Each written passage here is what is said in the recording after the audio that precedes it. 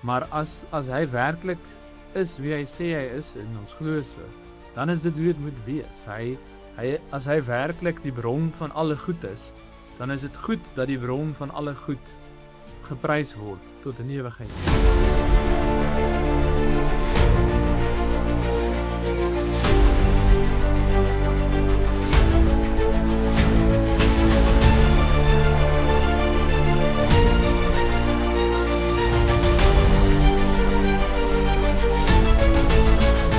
Goeiedag julle en baie welkom by Om die Woord. Saam met my hier in die ateljee is Frikkie Duisel en Pieter Duisel.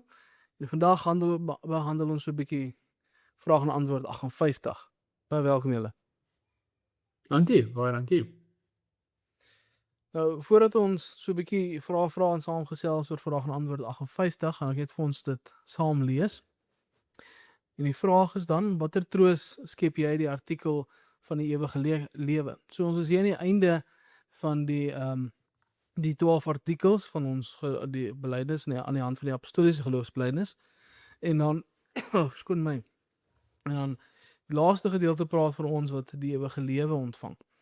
En dan die antwoord wat die katekismus ons gee, dat aangesien ek nou al reeds die begin van die ewige lewe, die ewige vreugde in my hart ervaar, verskoon my, ek na hierdie lewe volkome saligheid sal besit, 'n saligheid wat geen oog gesien, geen oor gehoor en in die hart van geen mens ooit opgekom het nie, om God daarin ewig te prys. So ons sien dan ook dat die ewige lewe wat ons ontvang het ook 'n doel wat daarin ingeskape is. So ons ontvang die ewige lewe as 'n skenk en dan natuurlik as doel daarin ontvang ons dan ook dat ons die Here in daardie ewige lewe, in daardie ewige vreugde wat ons ontvang ook om te prys. Maar dan moet ons ook 'n bietjie besin oor wat beteken dit dat ons nou sê ons is nou al reeds in die begin van die ewige vreugde wat ons in ons harte ervaar. Wat beteken dit dat ons die ewige vreugde so in ons harte ervaar vandag nog? Ons glo reeds in God. Ons het reeds deel aan sy beloftes. Ons is reeds sy kinders en reeds sy uitverkorenes. En so dit is die rede hoekom ons reeds deel het daarin. Ons wag vir die volheid van die vreugde om te kom, maar net ons wag vir die volheid beteken nie ons beleef nou al reeds 'n stukkie daarvan nie. Nie al reeds 'n stukkie daarvan nie. Julle bedoel wat ek verstaan.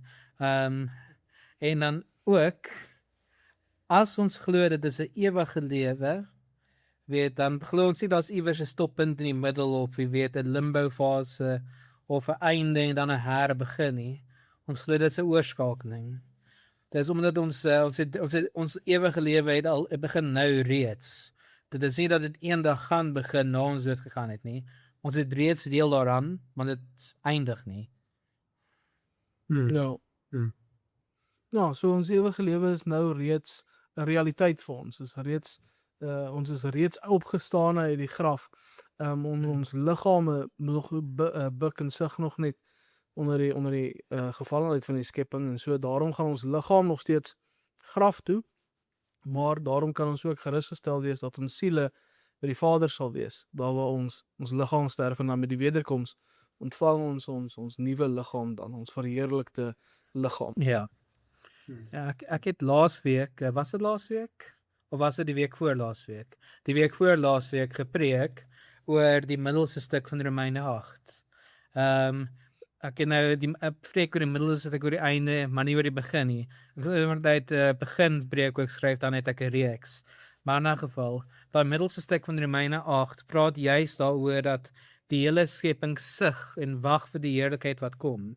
En ons sug ook en wag vir die heerlikheid wat nog moet kom. Maar dan troos hy stuk ook ons hier om te sê, ons het reeds die eerstelinge van die Gees ontvang. Ons het reeds deel daarin. En daai eerstelinge van die Gees, die beeld wat dit oproep, as mens bietjie na die eerste vrug kyk, soos dat sekere vertalings sê in die oorspronklike taal na today, is dit today op 'n tipe oes wat mens insamel. Op 'n boer wat eers die eerste stukkie van die oes insamel, dis die eerstelinge van die oes, maar hy weet daar kom nog, of hy vertrou daar kom nog. Die eerste stukkie van die oes is amper 'n waarborg dat die res nog kom. So ons het reeds deel in die eerste stukkie van die oes, en ons wag vir die volheid daarvan. En ja, terwyl ons wag, lei ons en sug ons, en wag ons in 'n tipe spanning vir dit, maar ons weet dit gaan nog kom. Ons het reeds deel daaraan. Ons het reeds die bewys daarvan in die vorm van die Gees. Ja. Ja, as ek net ietsie net duidelik kan sê, Skalk, wat jy gesê het, ek weet dis wat jy bedoel.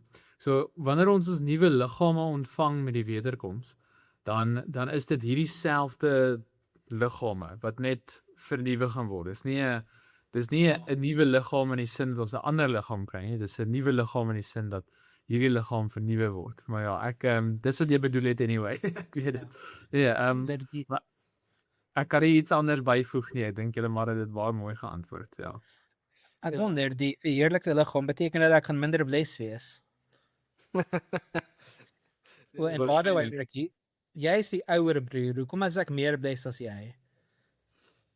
Jy het meer testosteroon seker. Ek weet dit. So jy kan meer langer wees en meer hare hê. Dit is onregverdig, maar in 'n geval ons kan Maar jy is sterker, so dit maak nie saak nie. In 'n geval. Ja. Nee, dis mense kan nogal eintlik lekker spekuleer oor die verheerlikte liggaam en hoe dit gaan wees en lyk. Maar ja, ons weet nie eintlik nie. Ja. Ja. Ja, ek dink al die hoe kan ek sê die liggaam het sy eie gevallenheid in 'n sin onder die sondeval. Maar die So met die verheerlik ja, die verganklikheid, is 'n mooi woord. En so met die herskepping van jou liggaam, want jou liggaam degradeer, hy word stof. Want dis eintlik al wat ons liggaam is stof. Dit beteken nie ons liggaam is nie belangrik nie. Ons liggaam is juist belangrik vir die Here. Daarom moet ons liggaam beskerm. Ons ontvang hom van die Here af. En so ook daar waar die Here ons liggaam herskep en hom verheerlik. Ek dink ek kan mens met gemak die afleiding maak dat al die gebreke wat een se liggaam het, sal dan reggemaak word.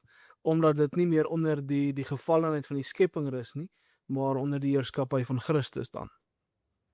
So dit word herstel, dit word teruggeneem na hoe dit oorspronklik moes wees. En so dit is dan enige gebrek aan een se hand of arm of been, of 'n merk of 'n vlek wat nie so moes wees nie, sal dan reggestel word. En daarom enige siekte wat die liggaam aantas sal ook verwyder word en dit sal nie, die liggaam sal nie aangetast kan word deur dit nie. So dit is ek dink 'n gemaklike afleiding wat ons kan maak oor die liggaam wat ons kan ontvang. Hoe hy gaan lyk, dink ek kan ons sê is veiligste om te sê hy gaan maar lyk soos die wat ons vandag het. Tot en met 'n mate. Ek dink nie ons gaan ewe skielik nou 4 arms hê en 6 bene nie. So ek dink oor daardie sin kan ons rustig wees. Ons gaan nie vlerke hê nie. As mense dalk nie die dink die eintlik bietjie van 'n spotprent gedagte van ons verheerlikte liggaam dat ons nou vlerkies en 'n goue ring bo ons kop gaan hê. Ek dink dit is enigstens daar's nie enige bewys daarvoor nie. Daai tipe verheerlikte liggaam nie, ja. Ja. Maar ons sien dan ook soos ons nou praat van ons wag nou in hierdie staat van verdrukking wat ons het onder die sondeval. Wag ons dan op 'n volkome vernuwing van ons liggaam, 'n volkome saligheid dan. Maar wat beteken dit as ons sê ons wag op 'n volkome saligheid? Hoe moet ons hierdie verwysing in die katekismes verstaan? Want het ons dan nie reeds saligheid ontvang deur die kruisiging van Christus en deur ons geloof nie? Ja, ek dink wanneer daar praat van volkome saligheid, dan word dit bedoel dat ons volkome by die Here gaan wees. Die saligheid is reeds in Christus vir ons bewerk. Hy het reeds die sonde oorwin, maar eendag wanneer ons by die Here gaan wees, gaan ons sy volkome goedheid ervaar en sy volkome teenwoordigheid ervaar en dan gaan dit wat reeds is, volkome word. So dis nie dat ons nou net 'n halwe 'n halwe verlossing het of 'n halwe saligheid het nie. Dis net dat dis nog nie soos dit in finaliteit gaan wees nie. Dis bietjie soos Pieter wat gepraat het uit Romeine 8 uit, waar hy gesê het, ons het reeds die oes begin insamel, en dis 'n waarborg dat die res van die oes op pad is. Ja, so Pieter het al klaar 'n bietjie daarin geraak toe hy gepraat het oor Romeine 8, ja. Ja. Ja, ek dink dit is eintlik 'n mooi beeld wat geskep word dat ons verhouding met God gaan hoewel ons nou ook 'n verhouding met die Here het, gaan dit nog 'n beter verhouding wees en nog 'n meer volkomme verhouding wees met die wederkoms. Pieter, skus ek dink jy wou iets nog byvoeg? Nee, ek wil net bloot sê dat as mens dink aan die mees salige wat hier op aarde gaan wees, dat gaan meer as dit wees. Jy gaan meer salig wees as wat jy kan indink. Dis basies wat dit beteken. Meer salig as wat jy hier kan beleef en selfs hieraan kan dink. Ja, sê dan mooi en so sê die katekismes ook vir ons, dit is iets wat nie met die oog nie gesien kan word nie, nie gehoor kan word nie en dit beklemtoon eintlik die verhewe aard van hierdie ewige lewe wat ons ontvang. Dit beklemtoon vir ons hierdie eintlik heerlikheid wat die Here ons bied deur die ewige lewe. Maar dan sien ons het ek is so 'n bietjie ingelei met dit dat daar 'n nuwe doel is wat ons dan ontvang met die ewige lewe. En dit gaan ook 'n bietjie terug na ons oorspronklike doel wat ons oorspronklik gehad het voor die sondeval. Wil jy 'n bietjie so 'n bietjie uitbrei op daardie doel van ons? Ons is geskape om God te verheerlik. Ons is geskape om naby hom te wees, ons is vir hom geskape as ons dit so mag stel. Ek weet nie of ek dit verkeerd stel nie. Dus was dit het ons in die tuin van Eden of die mense in die tuin van Eden sy doel volkome uitgeleef voor die sondeval, waar hy God beleef het en God verheerlik het en alles wat hy dien. En ons gaan weer terugkeer na daai doel toe. So dinge gaan weer word soos wat oorspronklik was. Ja, net om daarby te voeg, onthou dit is, soos my broer gesê het, waarvoor ons geskep is, nê? Nou dit party mense kan dalk as hulle so iets hoor, 'n probleem hê daarmee en voel dat God is baie egosentries of iets is dit, of alles moet net om hom draai. Maar as hy werklik is wie hy sê hy is en ons glo so, dan is dit hoe dit moet wees. As hy werklik die bron van alle goed is, dan is dit goed dat die bron van alle goed geprys word tot in ewigheid in. En die ander ding is, onthou ook, hy is ons skepper en hy het ons geskep om dit te doen. So wanneer ons dit doen, dan vind ons ook volkome vreugde, nê? Dan vind ons ware vervulling en ons ware tevredenheid en ons ware vergenoegdheid en al die klas van dinge. Die mens, ek dink die Westminster Confession en ou John Piper haal dit op baie aan. Ek dink dit sê the chief end of man is to glorify God. En dan gaan dit verder en sê that God is most glorified in man when man is most satisfied in him, nee? So dit is eintlik wonderlik hoe meer ons volledige vreugde vind in die diens van God, hoe meer word God verheerlik en eendag gaan dit volkome so gebeur. En dis eintlik 'n wonderlike ding om na uit te sien. Ons gaan die Here dien, ons gaan doen waarvoor ons geskep is en dit gaan absoluut wonderlik wees. Ja. Nee, daar sou al in my derde gunsteling baptis aan. Wie is jou eerste twee, Pieter? John the Baptist is my eerste een. En tweede is Spurgeon. Altyd kunnen weer dan se gunsteling baptis is so skaal weer. Dit sal Spurgeon langs kolfyn hê. Ek weet nie of John the Baptist 'n baptist was nie, maar okay, Jesus nou. Hy was in aksie. Ja, iets soos dit. Ja. Maar ja, dat is dan eintlik mooi, dat is iets wonderliks om van daar uit te sien, hè. Ja. En dit verander heeltemal hoe ons dink oor die dood en dit verander heeltemal hoe ons dan ons lewens ook leef nou met die wagte op dit. Dat ons eintlik nou ons lewens in dankbaarheid toewy aan die Here om uit te sien op dit wat kom. Ek kan nie onthou wie was dit, was 'n prediker wat ek na geluister het en toe sê hy dat as ons nie hou van gebed nie, dan gaan ons sukkel in die hemel, want daarso gaan ons heeltyd in gebed wees met die Here. Ons gaan heeltyd in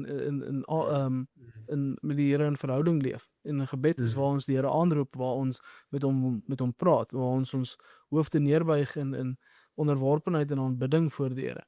En so as ons sukkel daarmee, en daarom moet ons ook natuurlik bid dat ons regtig 'n liefde kry vir gebed en werklike begeerte kry om in gebed te tree met die Vader. Dan as ons dit reg het hier op aarde, en reg moet hulle nou nie verstaan as perfek nie. As ons die ingesteldheid van ons harte rig om 'n begeerte te hê om God te nader in gebed, kom ek stel dalk so. Dan gaan die hemel eintlik vir ons baie meer vreugde bied as wat ons voorheen aangedink het. Ek weet of julle enigiets wil byvoeg aangaande hierdie idee van hoe ons nou moet leef, dan in in 'n wagtende staat, as ek dit dalk so kan stel, op die wederkoms. Enigiets anders dan vir julle manne wat julle dalk wil byvoeg? Nee, wat ek dink net hierdie is 'n besonderse troostryke gedeelte. En ek dink dit was ook lekker. Ons is nou deur die, as ek reg is, daar's dalk nog een, maar deur die 12 artikels of deur die apostoliese geloofsbelijdenis, en dis ook 'n groot vreugde. So baie dankbaar daarvoor. Ja. Ja, dit is baie troostryk vir ons. En ook iets wat ons saam met baie ander gemeentes gemeenskaplik bely. Dis een van die 3 algemene belydenisskrifte. So ek dink ons almal kan regtig saam bely in van die 12 artikels, en dit skep vir ons nogal 'n mooi eenheid in daardie opsig. Wag, so jy sê dat ons iets wat die gereformeerde kerke oor kan saamstem? Ja. Glo dit of nie? Ja. Maar nee manne, dan sê ek baie dankie vir julle en baie dankie vir elke luisteraar en kyker, en dan sien ons julle volgende keer. Dankie. Totsiens. Baie dankie.